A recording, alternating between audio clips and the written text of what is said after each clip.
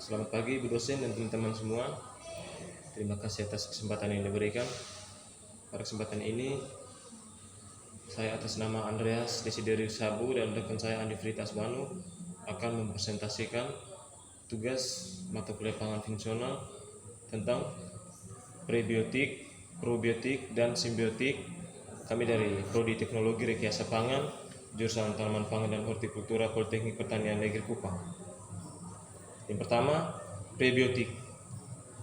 Definisi prebiotik adalah ingredient atau bahan pangan dapat difermentasi yang secara selektif memungkinkan terjadinya perubahan spesifik baik dalam komposisi dan atau aktivitas mikroflora yang terdapat dalam saluran pencernaan sehingga dapat memberikan efek menyehatkan pada tubuh.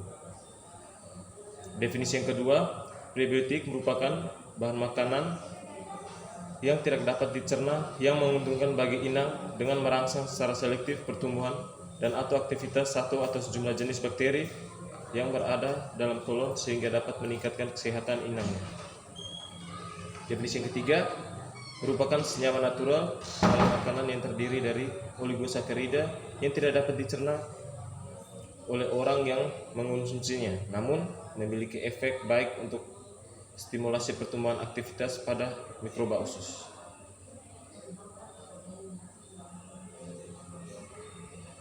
Fungsi prebiotik yaitu menstimulir pertumbuhan satu atau sejumlah bakteri endogen yang terdapat dalam usus besar sehingga akan memodulasi komposisi ekosistem yang asli. Yang kedua, meringankan sembelit, diare, terutama karena infeksi, mengurangi risiko osteoporosis, penyakit jantung, obesitas, dan kemungkinan diabetes mellitus tipe 2. Bagi anak, yang pertama, mengurangi kolik, 2. Pencernaan sehat, 3. Menjaga kesehatan usus anak, 4. Mengatasi infeksi lambung, 5. Mengurangi racun dalam usus, 6. Prebiotik dapat menurunkan lemak pada anak, 7. Konsumsi prebiotik dapat mencegah eksim. Yang ke-8, prebiotik yang terkandung dalam susu dapat. Yang 9, memperbaiki mood anak, 10. Anak tumbuh cerdas, 11. Anak tumbuh kuat dan sehat, 12. Daya tahan tubuh anak meningkat.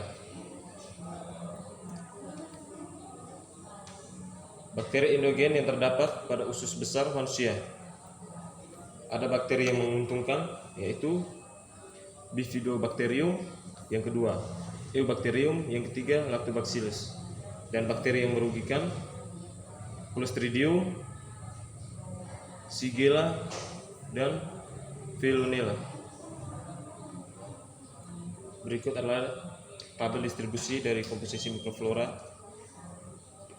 intestinal. Faktor yang mempengaruhi komposisi mikroflora dalam usus besar manusia. Faktor yang pertama umur, kemudian yang kedua kemudahan untuk terkena infeksi, ketiga kebutuhan akan zat gizi, status imunologis, yang kedua pH. Yang berikutnya pH usus besar. Terus waktu transit, sisa makanan hasil pencernaan dan penyerapan dalam usus besar. Terdapatnya bahan yang dapat difermentasi oleh bakteri dalam usus besar. Jumlah dan jenis bahan yang dapat menstimulir pertumbuhan bakteri paling berpengaruh. Contohnya pada bayi, yang pertama terdapat perbedaan yang nyata dalam hal jumlah dan jenis mikrobiota dalam usus besar bayi yang diberi ASI dibandingkan dengan bayi yang diberi susu formula. Pada bayi yang diberi ASI, mikroflora usus besar didominasi oleh populasi bakteri Bifido. Sedangkan pada bayi yang diberi susu formula, mikrofloranya sangat beragam dan tidak ada satupun genus bakteri yang mendominasi. sumber prebiotik. Sumber prebiotik. Nah, sumber prebiotik ini ada 3 bagian, yaitu banyak bahan pangan, terutama kulit arida dan kulit arida atau termasuk darah pangan yang diklaim mempunyai aktivitas prebiotik. Yang kedua, tidak semua karbohidrat pangan atau kulit arida dan kulit arida merupakan kulit probiotik karena tidak semuanya memenuhi kriteria untuk digolongkan sebagai probiotik. Yang ketiga, buah-buahan, sayur-sayuran dan sereal beberapa contoh makanan yang mengandung probiotik, antara lain tomat, artichok, micam, asparagus, beri, bawang, bawang putih, bawang merah, cabai putih, sayuran hijau, kacang-kacangan dan gandum. Lanjutan sumber prebiotik secara alami diperoleh dari air susu ibu atau ASI dalam bentuk oligosakarida atau N-acetil glukosamin dalam kolostrum. Prebiotik ini hanya dicerna kurang dari 5% di usus serat, dapat mengandung pertumbuhan prebiotik Bifidobacterium. Prebiotik yang diperoleh dari sumber tanaman seperti bawang, asparagus, pisang, kikori, artikok, dan beberapa oligosakarida pada kedelai dan lain-lain. Berikut kriteria yang harus dipenuhi bahan pangan sebagai prebiotik. Yang pertama, tidak terhidrolisa oleh enzim atau terserap pada saluran pencernaan bagian atas sehingga dapat mencapai kolon tanpa perubahan struktur atau dieksekasikan dalam feses. Yang kedua, berperan sebagai substrat yang secara selektif dapat menstimulkan pertumbuhan bakteri yang menguntungkan pada kolon atau usus besar. Yang ketiga, mengubah komposisi mikrobiota, maksudnya mikrobiota usus sehingga menguntungkan bagi kesehatan dengan menekan pertumbuhan bakteri patogen. Yang keempat, meningkatkan efek yang positif bagi kesehatan inang. Berikut mekanisme kerja prebiotik. Yang pertama, prebiotik tidak dicerna oleh enzim tetapi difermentasi oleh bakteri anaerob dalam usus besar. Yang kedua, prebiotik yang telah difermentasi dalam usus besar menghasilkan asam lemak rantai pendek dalam bentuk asetat, propionat, dan butirat dan L-laktate, CO2 dan gas lainnya.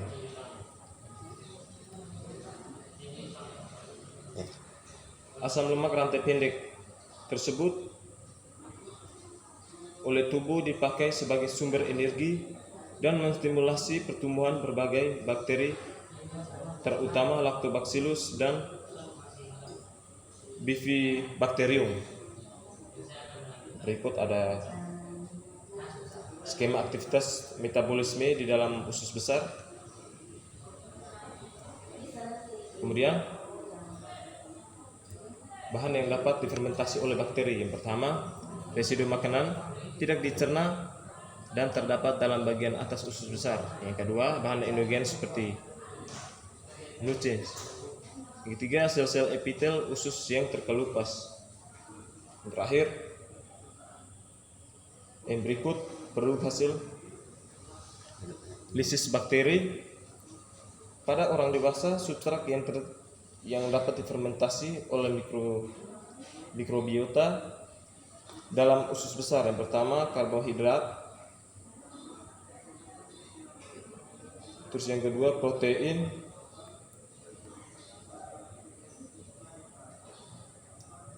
Berikut adalah karbohidrat yang tidak dapat dicerna dan diserap dalam bentuk oligosakarida dan serat pangan.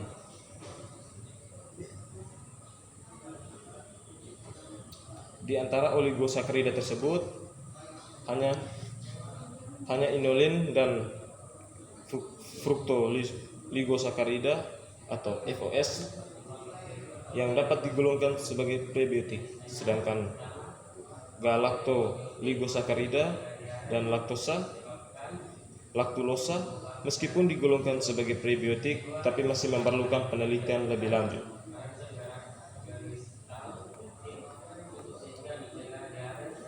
Berikut probiotik.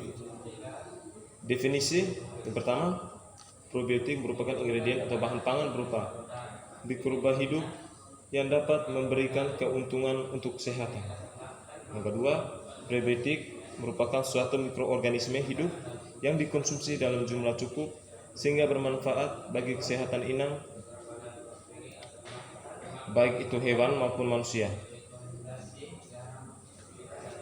Yang ketiga, strain. Dalam spesies yang sama yang teridentifikasi dengan baik. Berikut istilah yang digunakan pada mikroorganisme hidup yang dapat memberikan efek baik atau kesehatan pada organisme lain atau inangnya.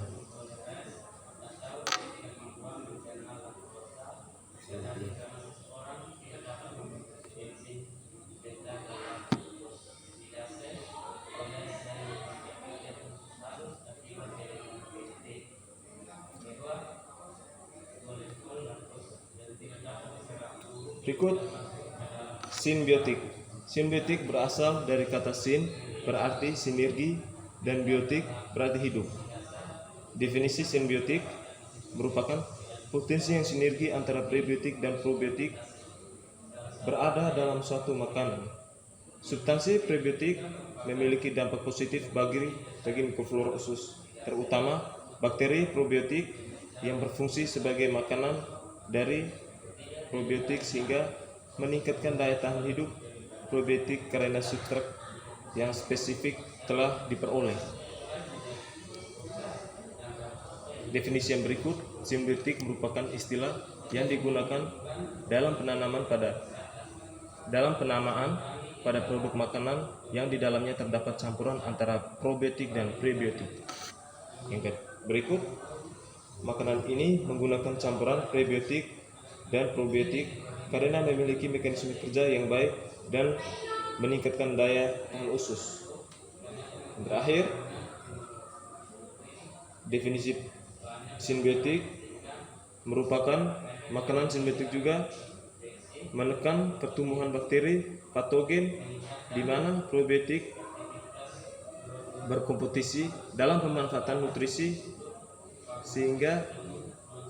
sedangkan prebiotik merangsang enzim pencernaan pankreas memproduksi zat antibakteri atau bakteriosin. Demikian hasil presentasi kami. Mohon maaf bila ada kata-kata yang kurang berkenan. Sekian dan terima kasih.